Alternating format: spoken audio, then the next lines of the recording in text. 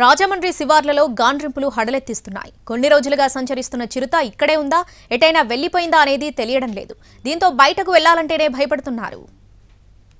రాజమండ్రి శివార్లలోని దివాన్ చెరువు అటవీ ప్రాంతంలో చిరుత ఆనవాళ్లు కలకలం రేపాయి. అటవీ ప్రాంతంలో పులి సంచారం కంటి మీద కునుకు లేకుండా చేసింది. అయితే చిరుత ఇక్కడ అటవీ ప్రాంతంలోనే ఉందా లేదంటే వెళ్లిపోయిందా అనేది ఇప్పుడు హాట్ టాపిక్ గా మారింది. ఇక్కడే సంచరిస్తూ జంతువుల్ని వేటాడుతున్నట్టు అటవీ శాఖ భావిస్తోంది. దానిని పట్టుకునేందుకు తీవ్రంగా ప్రయత్నిస్తున్నారు.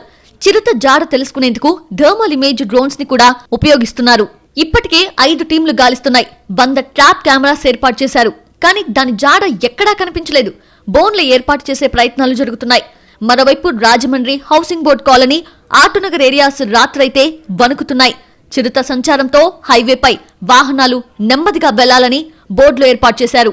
మొత్తానికి రాజమహేంద్రవరంలో చిరుత ఇప్పుడు హాట్ టాపిక్ గా మారిపోయింది.